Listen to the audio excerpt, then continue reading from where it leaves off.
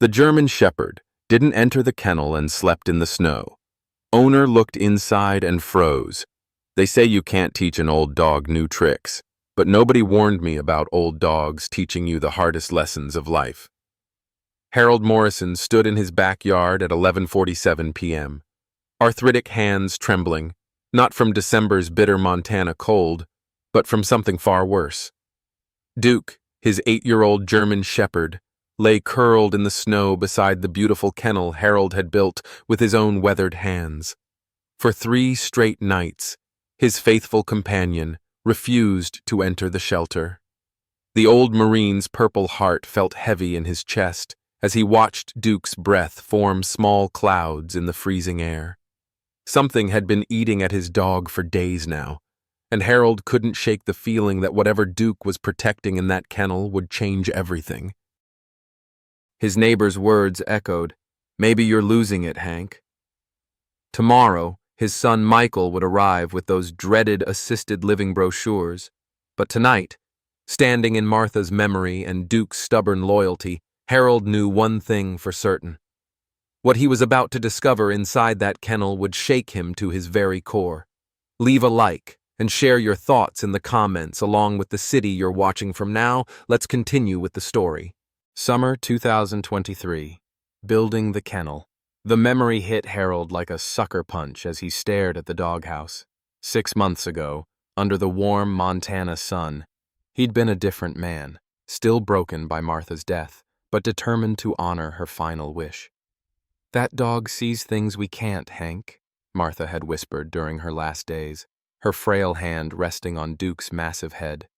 "Promise me you'll listen to him." Harold had built the kennel from the oak tree Martha planted on their 20th wedding anniversary. Each board cut with the precision of a Marine drill sergeant, each nail driven with the force of a man trying to hammer meaning back into his life. Duke had been his constant companion during construction, but something strange had happened. The dog kept bringing sticks and leaves to one specific corner, as if he knew something Harold didn't. "Measure twice, cut once," Harold muttered, the old saying flowing as naturally as breathing. It had been his philosophy through 40 years of military service, 2 tours in Vietnam, and 53 years of marriage. But grief had a way of making even the most careful measurements feel worthless. Mrs. Kowalski from next door had watched him work, her disapproval thick as summer humidity. "You're spoiling that animal, Harold. Dogs belong outside, not in fancy houses." "This dog saved my life, Helen," Harold had replied, his voice carrying the weight of truth she couldn't understand. Duke hadn't just pulled him from that garage 2 years ago. He'd dragged Harold back from the brink of giving up entirely. The kennel had been more than shelter. It was Harold's way of saying thank you to the 4-legged guardian angel Martha had somehow known he'd need. Duke was a rescue dog himself, found half-starved and traumatized in an abandoned warehouse. The veterinarian said he'd been abused, but Harold recognized something deeper in those intelligent brown eyes, a soldier's soul that understood loss. "Every creature deserves a safe place to call home," Harold had told his son Michael during one of their increasingly tense phone calls. Michael thought his father was losing his grip on reality, spending his savings on a dog instead of preparing for his own uncertain future. But Harold knew better. Building that kennel wasn't about the dog. It was about keeping a promise to Martha, about proving he could still create something beautiful in a world that seemed determined to tear everything down. The oak boards smelled like her garden, and every careful measurement felt like a prayer. Duke had inspected the finished product with the thoroughness of a building inspector, sniffing every corner, testing the entrance, even lying down inside to check the fit. Harold had felt proud watching his companion claim the space. Now, months later, that same kennel stood empty while Duke chose the harsh snow over warm shelter. The irony cut deeper than any Montana winter wind. December 23rd, 2023. Midnight. Internal conflict. Harold paced his kitchen like a caged animal, the linoleum floor creaking under his restless steps. Through the frost-covered window, Duke remained motionless in the snow, a dark silhouette against the white landscape. The digital clock on the microwave glowed 12:03 a.m., each minute ticking toward an inevitable reckoning. 40 years training Marines and I can't figure out one dog, Harold muttered, his voice cracking in the empty house. His hands shook as he reached for his coffee mug, the ceramic cold and forgotten hours ago. The tremor wasn't new, a souvenir from Vietnam that had worsened since Martha's death, but tonight, it felt like his whole body was betraying him. The house pressed in around him, too quiet, too empty. Martha's reading chair still held the impression of her body. Her coffee cup remained in the sink, unwashed for 3 years because washing it felt too much like letting go. Duke had been the only thing keeping Harold tethered to the world of the living, and now even that anchor was slipping away. He checked his watch again, a nervous habit that had intensified since the dog's strange behavior began. The assisted living evaluation was scheduled for next week, courtesy of Michael's growing concern about his father's mental state. "Dad, you're talking to an empty house and arguing with a dog that won't listen," Michael had said during their last phone call. "Maybe it's time to consider other options." Other options. Harold's jaw clenched at the euphemism. They wanted to warehouse him with other forgotten veterans, strip away his independence, his dignity, his purpose. The Purple Heart in his toolbox felt like mockery now. What good was a medal for bravery when you couldn't even understand your own dog? Mrs. Kowalski's words from earlier that day echoed in his mind. "Harold, honey, I've been watching you through my kitchen window." "You're talking to that dog like he's a person. Maybe Michael's right about getting you some help." Help. Another euphemism. Harold had survived the Tet offensive, buried his wife, and saved himself from suicide with Duke's assistance. He didn't need help. He needed answers. The old Marine stopped pacing and pressed his forehead against the cold window glass. Duke's ears twitched, as if sensing his master's gaze. But the dog didn't move from his position guarding the kennel entrance. 3 days of this standoff, 3 days of Harold questioning his own sanity. "When you're in a hole, stop digging," Harold whispered. Another military saying that felt hollow now. But what did you do when you couldn't see the hole's edges, when every direction looked like digging deeper? His war wounds ached in the cold. Shrapnel fragments the doctors never bothered removing, scattered through his left leg like permanent reminders of mortality. The pain had been manageable when Martha was alive to rub liniment on the worst spots, to distract him with stories and laughter. Now each throb felt like another reason to surrender. The cordless phone sat on the counter, Michael's number programmed into speed dial. One call, and this would all be over. Harold could admit defeat, accept help, let someone else make the difficult decisions. Duke could go to a nice family with children who would throw tennis balls and give him the attention Harold was apparently failing to provide. "Maybe I'm too old for this," Harold said to the empty kitchen. The words tasted like ash. 53 years of marriage, and he'd never imagined being the kind of man who talked to himself. Martha used to say he kept his thoughts locked up tighter than Fort Knox. Now those thoughts scattered like buckshot, painful and unpredictable.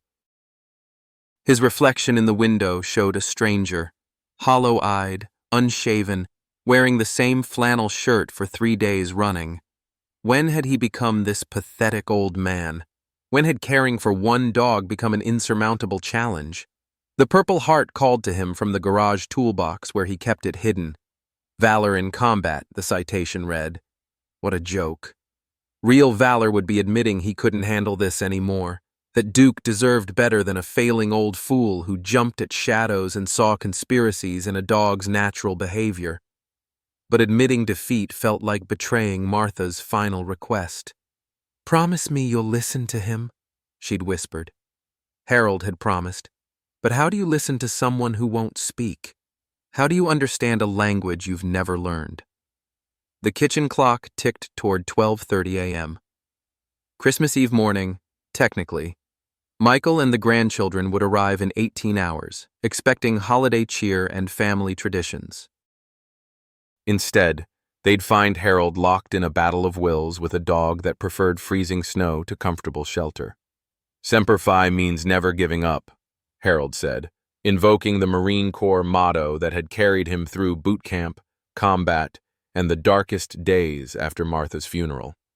But even Marines knew when to call for backup, when to admit the mission was beyond their capabilities. Duke shifted in the snow, raising his massive head to look directly at the kitchen window. For a moment, their eyes met through the glass, man and dog separated by more than just a pane of windows. Harold saw something in Duke's gaze that made his chest tighten. Not defiance or stubbornness, but a kind of patient sorrow, as if the dog understood his master's confusion and forgave him for it. The moment stretched between them, heavy with unspoken communication. Harold pressed his palm flat against the window, leaving a handprint in the condensation. Duke's tail thumped once in the snow, the first acknowledgement he'd given Harold in 3 days.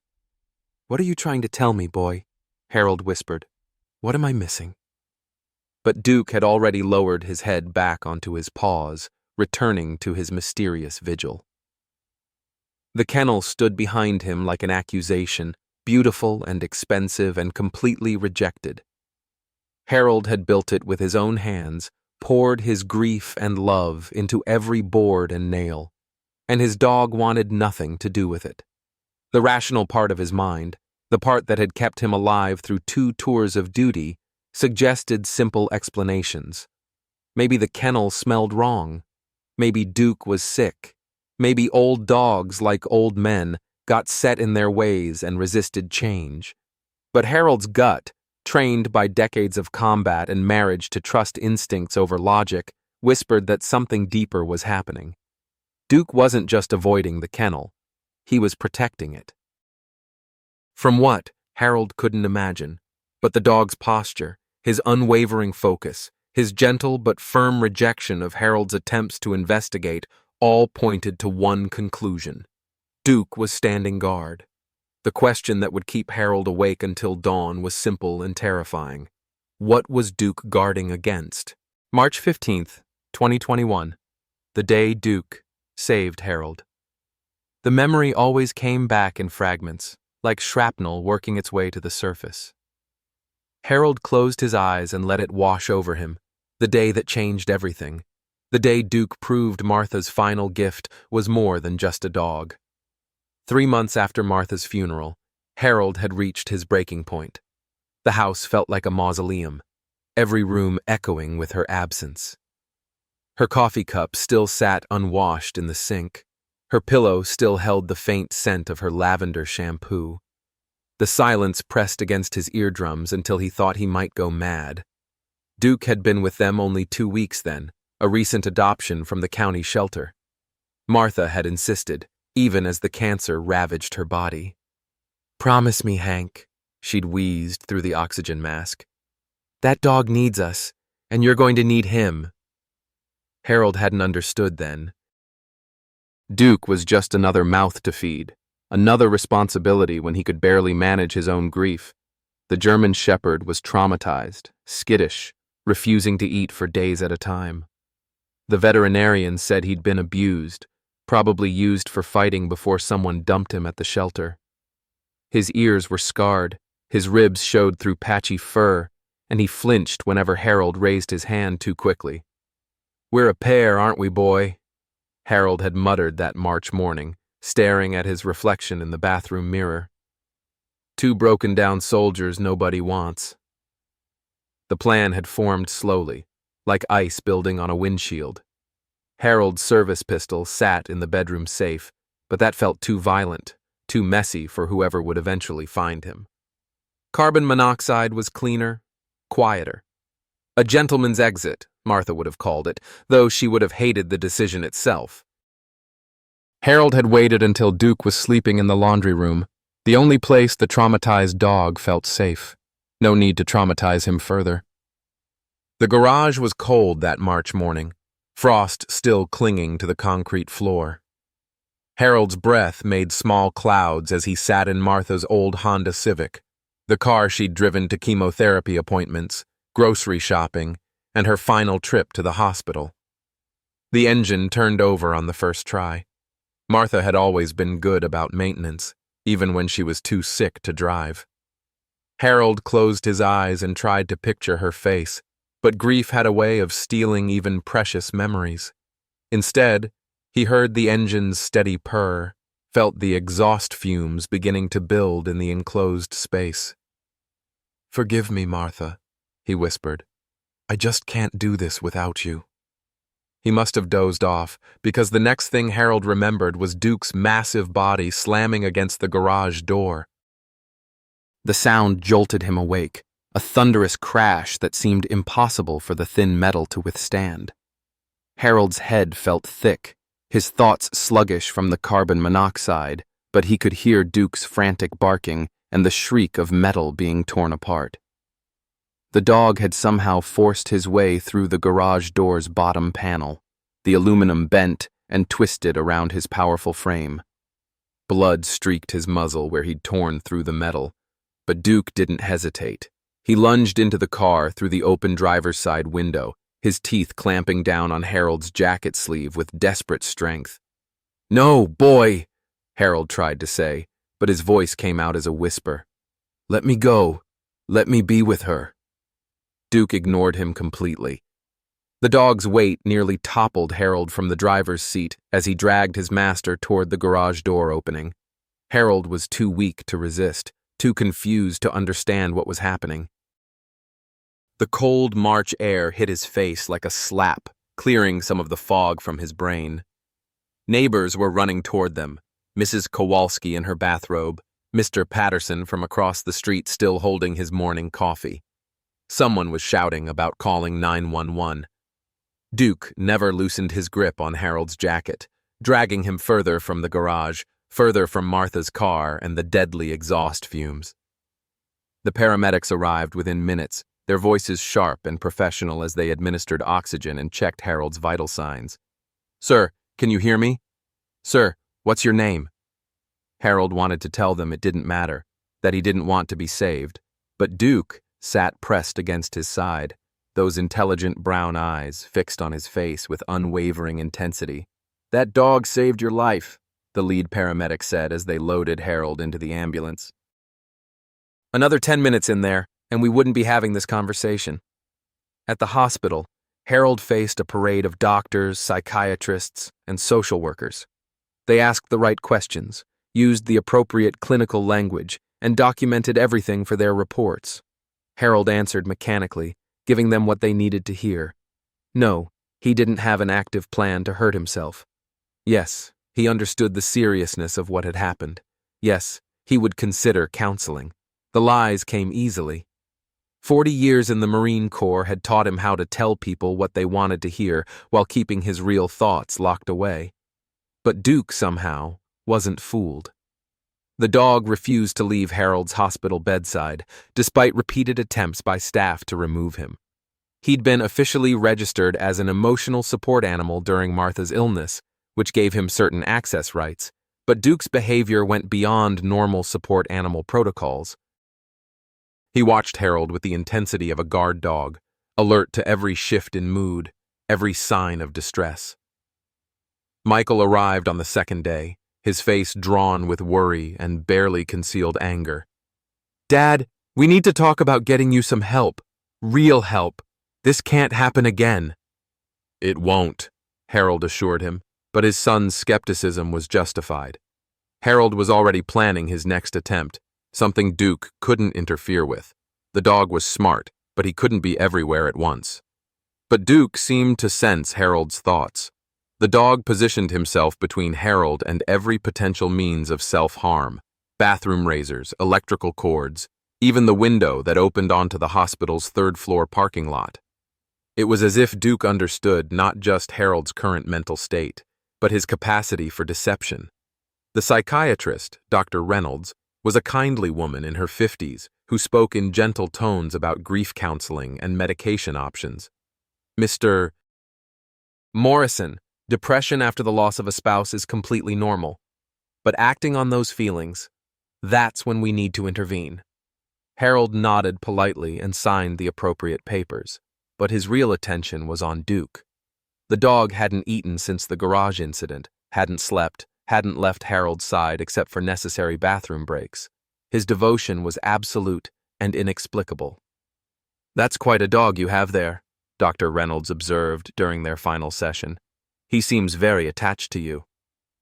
"My wife picked him out," Harold said, the words carrying more weight than the psychiatrist could understand.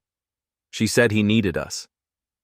But sitting in that sterile hospital room, watching Duke's patient vigil, Harold began to suspect Martha had known exactly what she was doing. The dog wasn't just traumatized. He was a survivor, someone who understood loss and refused to accept defeat.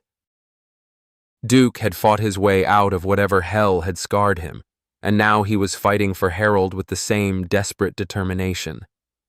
On the day Harold was discharged, Duke finally relaxed enough to eat a full meal.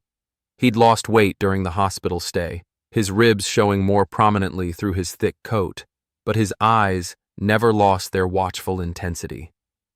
Harold realized with uncomfortable clarity that he wasn't the one saving a damaged dog.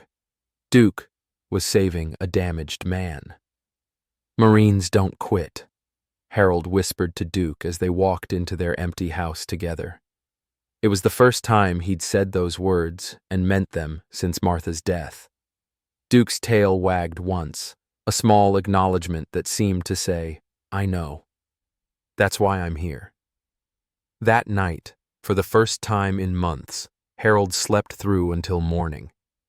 Duke lay across the bedroom doorway, not sleeping but watching, ready to intervene if his broken Marine tried to surrender again. The war for Harold's soul had begun, and Duke intended to win it. December 24th, 2023. The pressure mounts. Present. 7:00 a.m. Christmas Eve. Morning. Harold's hands trembled as he dialed Dr. Patterson's veterinary clinic, the cordless phone slippery with nervous sweat. Duke hadn't moved from his position all night, a dark sentinel against the pristine snow that continued falling in lazy flakes. "Mountain View Animal Hospital. This is Sarah speaking." "This is Harold Morrison. I need to bring Duke in today. Something's wrong with him." Harold's voice cracked on the last word, betraying the desperation he'd tried to keep buried. "What kind of symptoms are you seeing, Mr. Morrison?" Harold stared out the kitchen window at his faithful companion. "He won't come inside, won't use his doghouse, just sits in the snow and guards, like he's protecting something, but there's nothing there." A pause. "We can fit you in at 10:30, but Mr. Morrison, behavioral changes in older dogs can sometimes indicate, I'll be there." Harold hung up before she could finish. He knew what she was going to say. Cancer, brain tumors, all the things that stole away the ones you loved, one piece at a time. Past. Christmas morning, 2022. Martha had insisted on getting up for Christmas morning, despite the oxygen tank and the way her hands shook when she tried to unwrap presents. Duke lay beside her recliner, his massive head resting on her slippered feet, as if he could anchor her to the world through sheer devotion. "Hank, look at him," Martha whispered, her voice paper-thin but filled with wonder. "He knows." Harold had dismissed it then as Martha's tendency toward sentimentality, but Duke's behavior had been undeniably strange. The dog refused to leave Martha's side, even for food, as if he understood that their time together was measured in days rather than months. "Dogs don't know about death, sweetheart," Harold had said, adjusting her blanket with hands that wanted to shake but wouldn't let them. Martha's laugh had turned into a cough that racked her diminished frame. "Duke knows about love, Hank, and love always knows when it's time to say goodbye." Present, 10:30 a.m. Veterinary clinic, doctor. Patterson was a man Harold's age, another veteran who understood the language of loss without requiring translation. His examination of Duke was thorough and gentle, his weathered hands moving with practiced confidence over the dog's body. Physically, he's in remarkable shape for an 8-year-old German Shepherd, Dr. Patterson announced after 20 minutes of poking and prodding. Heart rate normal, temperature normal, no signs of pain or illness. Then why won't he come inside?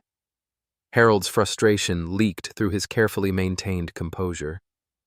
Dogs are sensitive to things we can't perceive, Harold. Changes in routine, stress in the household, even weather patterns can affect their behavior. Dr. Patterson's expression grew serious. How are you doing? Really? The question hit Harold like a sucker punch. I'm fine. Bull. Dr. Patterson's military directness cut through Harold's defenses. I've known you for 15 years. You're not fine, and Duke knows it. Dogs are mirrors, Harold. They reflect what we're feeling, sometimes before we know we're feeling it. Past. Martha's final day. Duke had stopped eating 3 days before Martha died, as if he'd made a conscious decision to join her journey. Harold had found him lying beside her hospital bed at home, his breathing synchronized with hers in some mysterious rhythm of shared decline. He's grieving with her, the hospice nurse had observed. Animals sometimes do that. They choose to suffer alongside those they love. Harold had wanted to dismiss such nonsense, but he couldn't deny what his eyes showed him. Duke's vigil was absolute, unwavering, heartbreaking in its dedication. When Martha took her final breath on a Tuesday morning in February, Duke had lifted his head and howled, a sound Harold had never heard before and hoped never to hear again. The dog had refused to leave Martha's bedside, even after the funeral home staff arrived. Harold had to physically carry Duke outside, the dog's weight dead in his arms, both of them broken by loss too profound for words. Present, 2:00 p.m. Christmas Eve. Afternoon. Harold's attempts to coax Duke inside grew more desperate as the day progressed. He tried every trick Martha had taught him, special treats, favorite toys, even playing recordings of Martha's voice on his phone. Duke's response never varied. Gentle acknowledgement followed by firm refusal to abandon his post. Mrs. Kowalski appeared at the fence line, her expression a mixture of concern and barely concealed judgment. Harold, honey, that poor dog has been out there for days. Maybe it's time to call someone. Call who? Harold's voice carried an edge that made Mrs. Kowalski step back. Well, animal control or your son. Michael's been worried sick about you both. The threat hung in the air between them like exhaust fumes. Harold knew what Mrs. Kowalski was really saying. You're losing your mind, old man, and everyone can see it but you. Past. The funeral. Duke had tried to climb into Martha's casket during the viewing, his massive paws scrabbling against the polished wood until Harold pulled him away. The funeral director had suggested leaving the dog at home, but Harold couldn't bear the thought of Martha making her final journey without her most devoted companion present. She loved that dog more than anything, Harold had told the gathering of friends and neighbors. More than she loved me, sometimes. It was meant as a joke, but the words carried too much truth to be funny. Martha's capacity for love had been infinite, inexhaustible, and somehow she'd poured all of it into a damaged rescue dog who'd needed her more than Harold had realized. Duke had remained at the gravesite long after the service ended, long after the other mourners had offered their condolences and drifted away to their intact lives. Harold had finally carried him to the truck, the dog's body limp with grief, his eyes fixed on the mound of fresh earth that held everything they'd both loved most. Present, 6:00 p.m. Christmas Eve evening. Michael's phone call came just as Harold was preparing another futile attempt to understand Duke's behavior.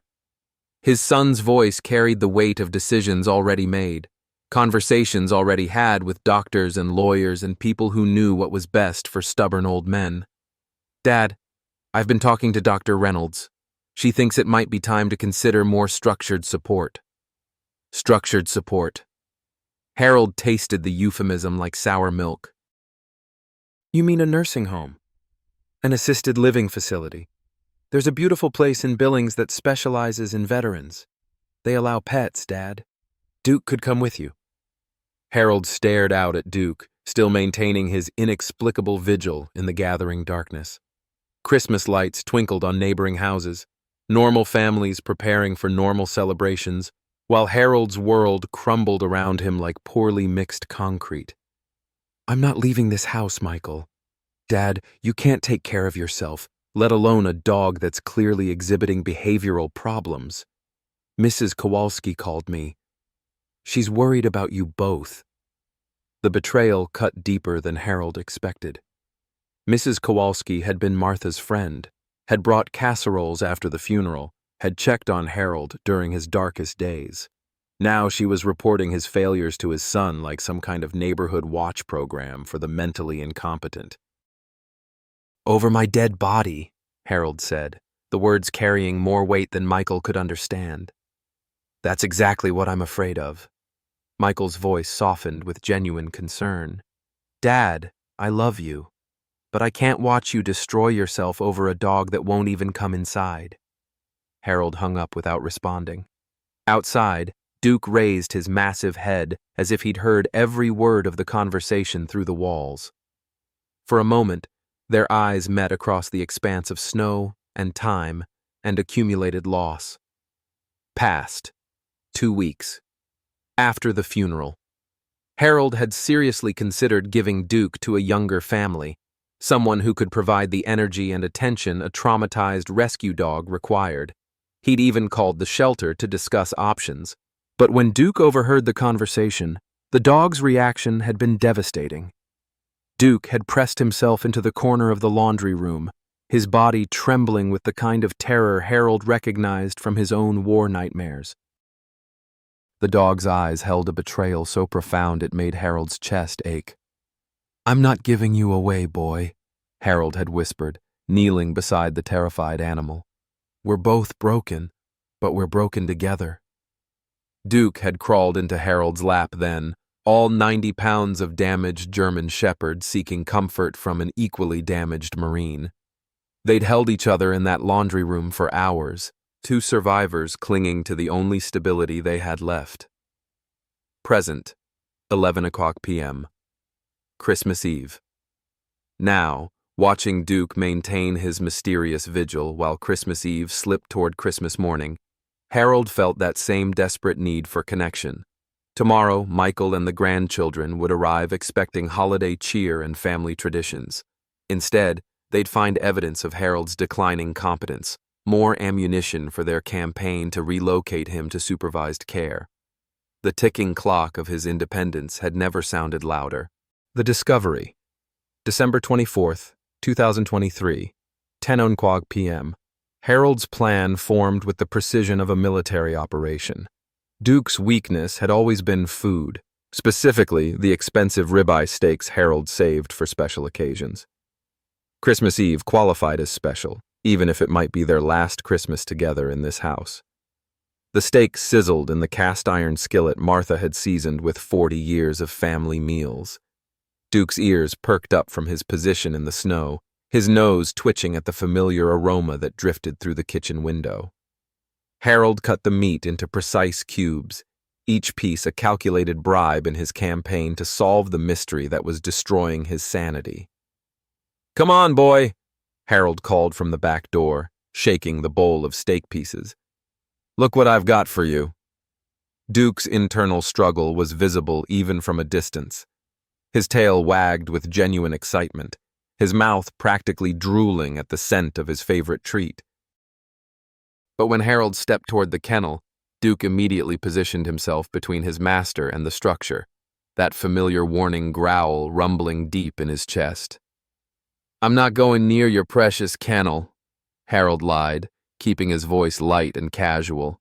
"Just bringing you dinner, old friend." Duke's confusion was almost comical. He looked from Harold to the kennel to the bowl of steak, his entire body language radiating conflict. Harold had never seen the dog so torn between desire and duty, and for a moment, guilt almost stopped him from continuing the deception. Almost. Tell you what, boy, it's Christmas Eve. How about we eat inside where it's warm? You remember inside, don't you?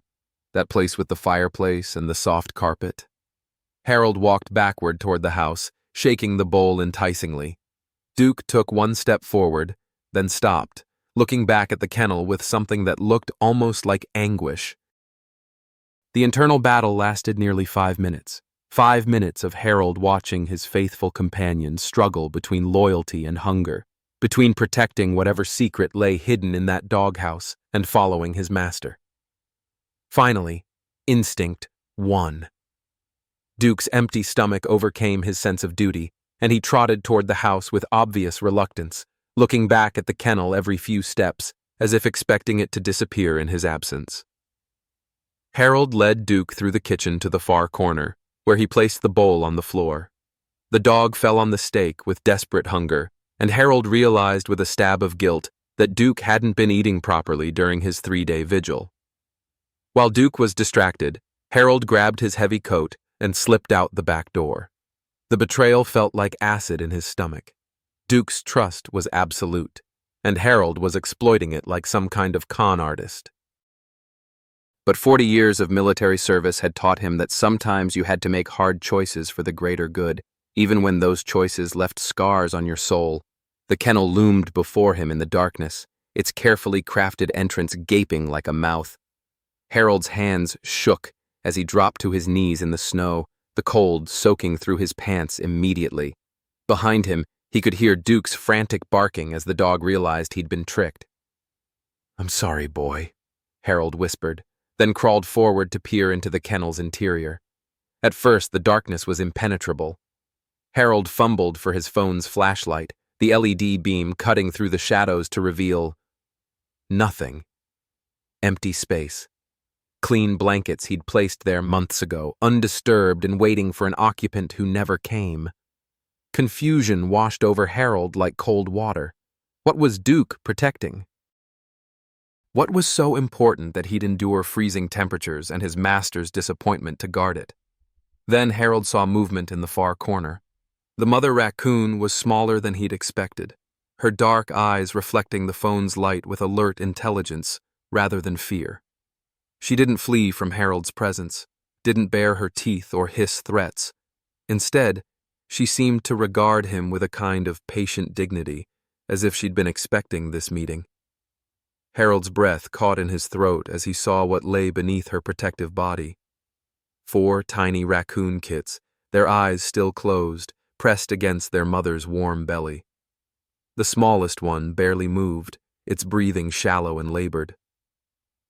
"Well, I'll be damned," Harold breathed, his voice filled with wonder rather than anger. The mother raccoon had claimed Duke's kennel as a nursery, seeking shelter for her vulnerable babies as the early winter weather threatened their survival. Duke, somehow understanding her desperate need, had given up his comfortable home and appointed himself as their guardian. Harold sat back on his heels, the full scope of Duke's sacrifice washing over him like revelation. For 3 days, his faithful companion had endured cold, hunger, and his master's confusion to protect a mother and her babies. Duke hadn't rejected the kennel. He donated it to a higher cause. But as Harold watched the raccoon family more carefully, his initial joy began to curdle into something darker. The mother raccoon's breathing was labored, her movements sluggish. Dark stains marked the blankets beneath her. Blood, Harold realized with growing alarm. The smallest kit wasn't just sleeping. Its tiny body was completely still. Too still. Harold's military experience with death was extensive enough to recognize what he was seeing. The baby had died, probably hours ago, but the mother raccoon couldn't, or wouldn't, let go. Harold's heart clenched as he understood the full tragedy unfolding in Duke's kennel. The mother raccoon wasn't just raising her babies. She was grieving one of them, protecting the body of her lost child while trying to keep the others alive. Duke wasn't guarding new life. He was standing vigil over a mother's grief. The parallel hit Harold like shrapnel to the chest. He thought of his own son, Tommy, killed in Iraq 15 years ago. He remembered holding Martha's hand as cancer stole her breath. He knew exactly what this mother raccoon was experiencing, the desperate need to protect what remained while mourning what was lost. Behind him, Duke's barking had turned frantic. Harold could hear the dog scratching at the kitchen door, probably tearing up the linoleum in his desperation to return to his post. The betrayal Harold had engineered wasn't just tactical, it was cruel, separating Duke from his self-appointed mission during a moment of crisis. Harold carefully backed out of the kennel, his mind racing with implications he wasn't ready to face. Duke's behavior suddenly made perfect sense. The dog wasn't being stubborn or sick. He was demonstrating a kind of compassion Harold had rarely seen in humans, let alone animals. The mother raccoon watched Harold retreat with those intelligent dark eyes, as if measuring his character and finding him wanting. Harold had the uncomfortable feeling that he was the intruder here, that Duke and this grieving mother had formed an understanding that transcended species barriers. As he stood in the snow outside the kennel, Harold felt the weight of his own failures pressing down on him like a physical force. He'd doubted Duke's judgment, questioned his sanity, even considered giving him away. Meanwhile, Duke had been performing an act of pure mercy, sacrificing his own comfort to protect a family in crisis. The sound of splintering wood came from the house. Duke breaking through the kitchen door Harold had foolishly thought would contain him. Within seconds, the German shepherd was bounding through the snow toward them, his expression wild with panic and determination. Duke skidded to a stop beside Harold, his body language radiating accusation and hurt. For a moment, the dog looked between his master and the kennel, as if weighing loyalties that shouldn't have been in conflict. Then Duke made his choice. He positioned himself between Harold and the kennel, that familiar protective stance that Harold now understood completely. Duke wasn't protecting the kennel from Harold. He was protecting a grieving mother from any further disturbance, even from the man he loved most in the world. Harold's throat tightened with emotions he couldn't name. His dog had just taught him a lesson about love that 40 years of marriage hadn't fully conveyed. Sometimes love means stepping aside, keeping guard, letting others grieve in peace. "I understand now, boy," Harold whispered, reaching out to touch Duke's massive head. "I'm sorry I doubted you." Duke's tail wagged once, a small forgiveness, but he didn't abandon his post. His duty was clear, his priorities aligned with something larger than human understanding. Harold realized he was witnessing something extraordinary, a dog choosing compassion over comfort, service over safety, love over loyalty to his master's wishes. Duke had become something Harold aspired to be, a guardian angel in the truest sense. Harold's Dark Night of the Soul, December 24th, 2023, 11 p.m. To midnight. Harold stumbled backward from the kennel, his legs unsteady as the full weight of his own blindness crashed over him like an avalanche. Duke maintained his protective stance, but his eyes held something Harold had never seen before. Disappointment. Not anger, not defiance, but the quiet disappointment of a soul who had expected better from someone he loved. "Jesus Christ," Harold whispered, his voice breaking in the cold air. "What kind of man am I?" The question hung between them like exhaust fumes, poisonous and inescapable.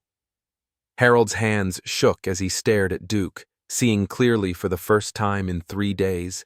His faithful companion hadn't been acting strangely. Harold had been too self-absorbed, too wrapped up in his own deteriorating mental state to recognize an act of pure compassion when it was happening right in front of him.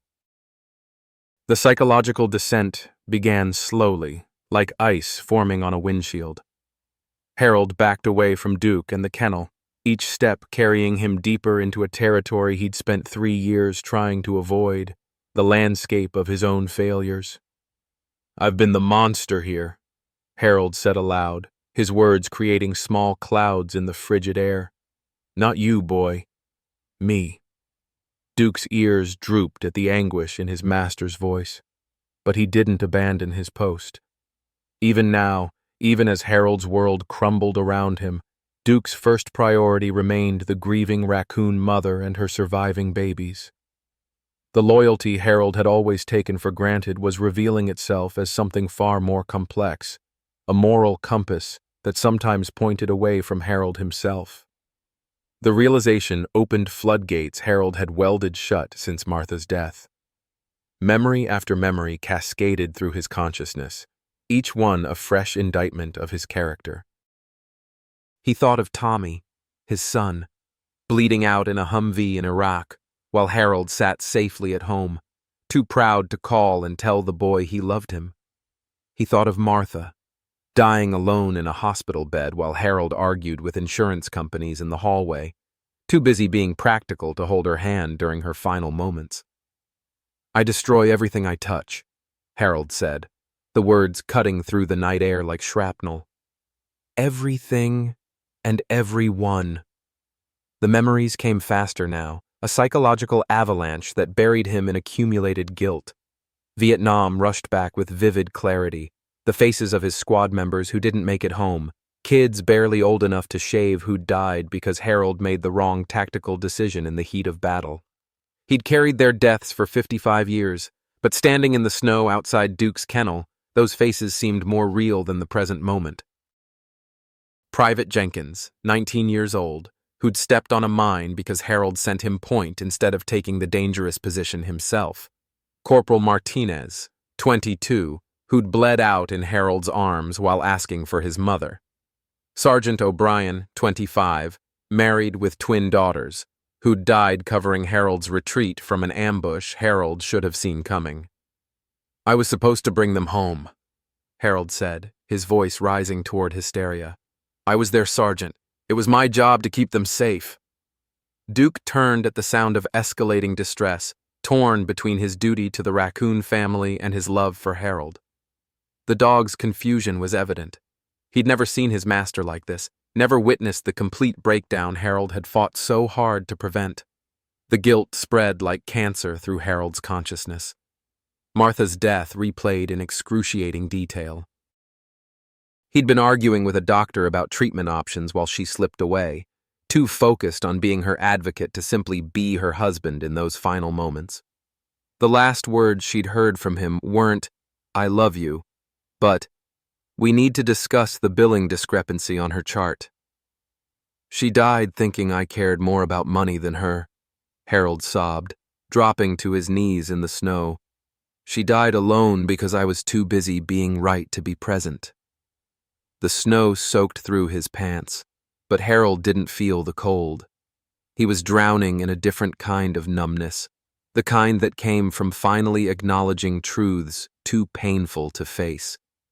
Duke had been showing him compassion in action for 3 days, and Harold's response had been to question the dog's sanity, to plot betrayal, to prioritize his own confusion over Duke's clear moral purpose.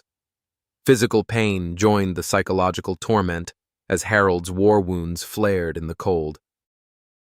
Shrapnel fragments that had been with him for half a century sent lightning bolts of agony through his left leg. His arthritic hands cramped into claws as he tried to wipe away tears that seemed to freeze on his cheeks before they could fall. "Maybe Michael's right," Harold said, his voice barely audible. "Maybe I should be locked away somewhere safe, where I can't hurt anyone else." The thought of assisted living no longer terrified him. It seemed like justice. A cell for a man who'd failed everyone who'd ever depended on him. Duke would be better off with a younger family, people who could recognize nobility when they saw it, instead of questioning it like some kind of paranoid conspiracy. Duke made a sound Harold had never heard before, a low whine that seemed to carry all the sorrow in the world. The dog looked between Harold's collapse in the snow and the kennel he was sworn to protect, his massive frame trembling with the impossible choice. Harold's peripheral vision began to blur, whether from tears or hypothermia, he couldn't tell. The edges of the world went soft and gray, like an old photograph losing its definition. He thought he saw figures in the swirling snow. Martha, young and beautiful as she'd been on their wedding day. Tommy, grinning in his army dress uniform. The faces of his lost Marines, not accusing but sad, infinitely sad. I'm sorry, Harold whispered to the phantoms. I'm so sorry for all of it. The hallucinations felt more real than his present circumstances. Martha reached out to him with hands that looked solid enough to touch, her voice carrying across the years with impossible clarity. You're not done yet, soldier, she said, using the pet name she'd called him throughout their marriage. Duke needs you to understand. Understand what?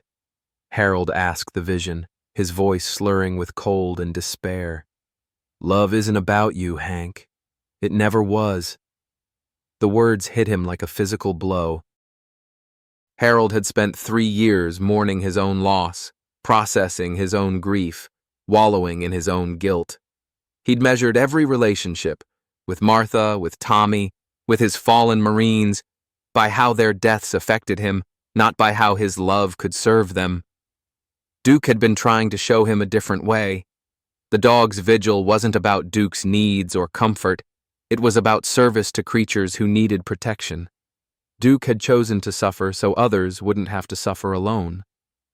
The lesson was so simple a child could understand it, but Harold had been too blinded by his own pain to see it.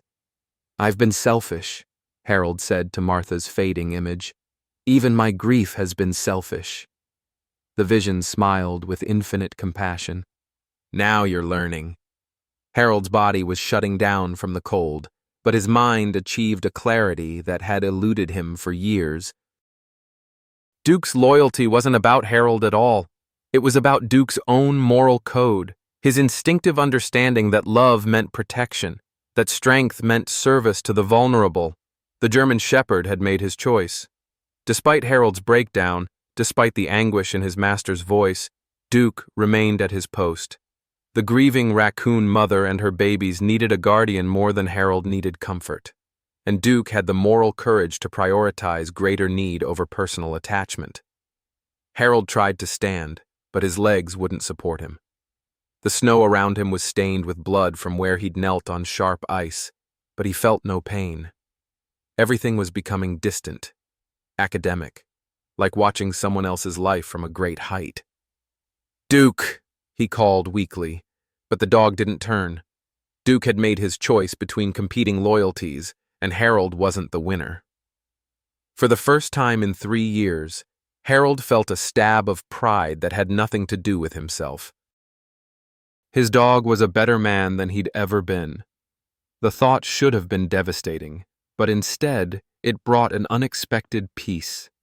Harold closed his eyes and let the cold take him, secure in the knowledge that at least one soul in this frozen world understood what love really meant. Duke's howl cut through the night air, not the grieving wail Harold remembered from Martha's death, but something else entirely.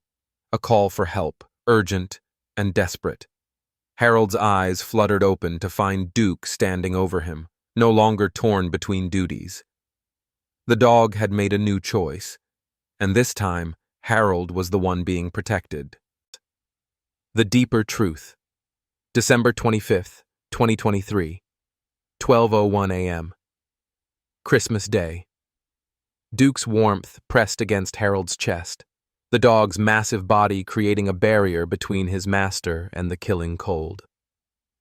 Harold's eyes fluttered open to find Duke's face inches from his own, those intelligent brown eyes filled with an urgency that cut through the hypothermic fog clouding his mind. Duke? Harold's voice came out as barely a whisper, his lips numb and unresponsive. The dog's body heat was like a furnace against Harold's ice-cold skin, and he realized with startling clarity that Duke had abandoned his post to save him. Again. But something was different. Duke wasn't looking at Harold with the patient resignation of a dog choosing between conflicting loyalties. Instead, his expression carried something that looked almost like relief. Harold struggled to sit up, Duke's weight shifting to support him without ever breaking contact. The movement sent blood rushing back to Harold's extremities, painful but life-affirming. As his vision cleared, Harold noticed something that made his heart skip. The kennel was quiet. Not the vigilant quiet of a grieving mother protecting her dead, but the peaceful quiet of sleep. "What happened, boy?" Harold managed to ask, his voice growing stronger as Duke's warmth continued to revive him. Duke's tail wagged, not the tentative acknowledgement Harold had grown accustomed to over the past few days, but a full, enthusiastic wag that spoke of relief and accomplishment. The dog looked toward the kennel, then back at Harold, his entire body language suggesting something had fundamentally changed. Harold's military training kicked in, overriding his emotional breakdown with the practical need to assess and understand. Using Duke's solid frame for support, he managed to get to his feet, stamping feeling back into his numb legs. The dog stayed close, ready to catch him if he fell, but no longer torn between duties. "Let me look," Harold said, and for the first time in 3 days, Duke didn't position himself between Harold and the kennel. Instead, the dog accompanied him to the entrance, tail wagging with something that looked remarkably like pride. Harold knelt and peered into the kennel, his phone's flashlight revealing a scene that stopped his heart. The mother raccoon was still there, but she was different. Her breathing was steady and strong, her posture relaxed rather than defensive. And the babies. Harold blinked hard, certain his hypothermia-addled brain was playing tricks on him. The smallest kit, the one he'd been sure was dead, was moving. Not just moving, but actively nursing alongside its siblings, its tiny body warm and vital against its mother's belly. "What the hell?" Harold breathed, his military skepticism warring with the evidence before his eyes. He looked more carefully at the scene, his trained eye cataloging details he'd missed in his earlier emotional state. The dark stains on the blankets weren't blood, they were water stains, melted snow that had dripped from the mother raccoon's fur. What Harold had interpreted as the sluggish movements of a dying animal were actually the careful, deliberate motions of a mother who had been protecting her babies from the harsh elements outside. The terrible truth hit Harold like a physical blow. He'd been wrong. Completely, catastrophically wrong. The raccoon mother hadn't been grieving a dead baby. She'd been keeping a weak, premature kit warm and alive. What Harold had seen as death was actually the deep, restorative sleep of a newborn fighting for life. The mother's protective behavior hadn't been about mourning loss, but about nurturing survival. Harold sat back on his heels, his mind reeling from the implications.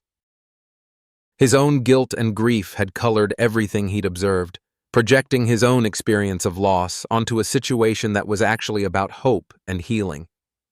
The mother raccoon had been succeeding at exactly what Harold had failed to do, protecting and preserving life against overwhelming odds. "Duke," Harold said, his voice thick with emotion. "You knew, didn't you? You knew they were going to be okay." Duke's tail wagged harder, his expression conveying what Harold could only interpret as, "Finally, you understand." The dog had been protecting new life, not guarding death. His vigil hadn't been about grief, it had been about hope. While Harold had been drowning in his own failures and losses, Duke had been bearing witness to the miracle of survival, the triumph of a mother's love over adverse circumstances. Harold thought back to his hallucination of Martha, her words echoing with new meaning. "Love isn't about you, Hank." It never was. She hadn't been criticizing his grief. She'd been pointing him toward the truth Duke had been trying to show him all along. Love wasn't about holding on to loss. It was about creating space for life to flourish. The sound of car doors slamming in the front driveway interrupted Harold's revelation. Voices carried through the cold air, Michael's voice, and the higher pitches of children. His family had arrived early, probably worried about his mental state, expecting to find evidence of his continued deterioration. Instead, they would find him kneeling in the snow beside his faithful dog, finally understanding the lesson Duke had been trying to teach him. Harold stood slowly, his legs still unsteady, but his mind clearer than it had been in years. Duke remained close, ready to provide support, but no longer burdened by the weight of impossible choices. His mission was complete, not just protecting the raccoon family, but guiding his broken master toward healing. "Dad?" Michael's voice carried concern and barely concealed dread as he appeared around the corner of the house. "What are you doing out here?" Mrs. Kowalski said. "Come here, son," Harold said, his voice carrying a strength that made Michael stop mid-sentence. "There's something you need to see." Michael approached cautiously, his wife Sarah and their 2 children trailing behind him. Harold could see the prepared speeches in his son's eyes, the gentle interventions and reasonable arguments about assisted living facilities and proper care. "Grandpa!" 8-year-old Emma broke free from her parents, running toward Harold with the fearless enthusiasm of childhood. "Is Duke okay? Mom said he was sick." "Duke's not sick, sweetheart," Harold said, catching his granddaughter in a hug that felt like absolution. "He's been doing something very important. Something that taught your old grandpa a lesson about what it means to love someone." Harold knelt beside the kennel entrance, Emma beside him, while the rest of the family gathered around. Duke positioned himself next to Harold, no longer a guard but a presenter, ready to share the miracle he'd been protecting. "Look inside, Emma," Harold said gently, very quietly. "Duke has been taking care of a family that needed help." Emma's gasp of delight filled the cold air as she spotted the raccoon family. "Oh, Grandpa, there's babies!" Michael's expression shifted from concern to wonder as he took in the scene. "Dad, how long have they been in there?" 3 days, Harold said, his voice carrying the weight of revelation. 3 days that Duke knew exactly what he was doing, while I thought he was losing his mind. Sarah knelt beside Emma, her voice soft with amazement. "They're so tiny." That mother must have been desperate to find shelter for them. "Duke gave them his home," Harold said, the words carrying pride and humility in equal measure. "He slept in the snow so they could have warmth and safety. He taught me that love isn't about what we keep, it's about what we're willing to give away." The family stood in silence, watching the peaceful scene in the kennel. The raccoon mother seemed untroubled by their presence, secure in the knowledge that Duke's protection extended to all who meant no harm. "We need to build them a proper shelter," 10-year-old Marcus said, his young voice carrying the same decisive tone Harold recognized from his own military days. "Somewhere they can stay warm, but Duke can have his house back." Harold looked at his grandson, seeing Martha's compassion and his own determination reflected in the boy's face. "That's exactly what we're going to do, son. First thing tomorrow morning." Duke's tail wagged in approval. His mission evolved, but not abandoned. He would continue protecting the raccoon family, but now he wouldn't have to choose between that duty and his love for Harold. For the first time in 3 years, Harold felt the weight of grief lifting from his shoulders, replaced by something he'd almost forgotten: purpose. Christmas morning, redemption. December 25th, 2023. Christmas morning dawned with the kind of crystal clarity that only comes after a storm has passed. Harold stood at his kitchen window, watching 3 generations of his family work together in the backyard, their breath creating small clouds in the crisp air as they assembled the new shelter he'd designed for the raccoon family. Duke supervised the construction with the dignity of a general reviewing troops, his tail wagging approval as Marcus hammered nails with surprising precision for a 10-year-old. Emma held boards steady while Michael operated the drill, and Sarah documented everything with her phone, capturing moments that would become family legend. "Hand me that level, Grandpa," Emma called, and Harold's heart swelled with pride at her serious concentration. She was learning the same lesson Duke had taught him, that love was measured in service, not sentiment. "Measure twice, cut once," Harold reminded her, using the old saying that had guided him through decades of carpentry and life. But now the words carried new meaning. He'd spent 3 years measuring his losses, cutting away pieces of himself in grief. Duke had shown him how to measure love instead. The new shelter was positioned where the raccoon family could see Duke's kennel, maintaining the connection that had developed between protector and protected. Duke had already reclaimed his kennel, but Harold noticed the dog made regular patrols to check on his extended family, a routine that would probably continue long after the raccoons moved on. "You know what this means, don't you?" Michael said, approaching Harold with a steaming cup of coffee. His son's earlier concerns about assisted living had evaporated in the face of Harold's obvious renewal of purpose. "What's that, son?" "You're going to become the neighborhood animal rescue," Michael grinned. "Mom always said you had too much love to waste on just one dog." Harold's throat tightened at the mention of Martha, but for the first time in 3 years, her memory brought warmth instead of pain. She'd known exactly what she was doing when she insisted they adopt Duke. The dog hadn't just saved Harold's life, he'd taught him how to live it. "Every creature deserves a guardian angel," Harold said, watching Duke settle into his kennel with obvious satisfaction. "Your mother taught me that." Duke reminded me. As his family finished their construction project, Harold felt something he'd thought was lost forever. Hope for tomorrow. Old dogs could learn new tricks. They just needed the right teacher. "Home is where love lives," Harold whispered, repeating Martha's favorite saying. "And love lives where we choose to protect each other." The lesson was complete.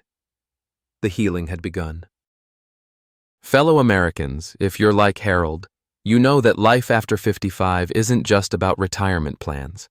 It's about rediscovering what truly matters.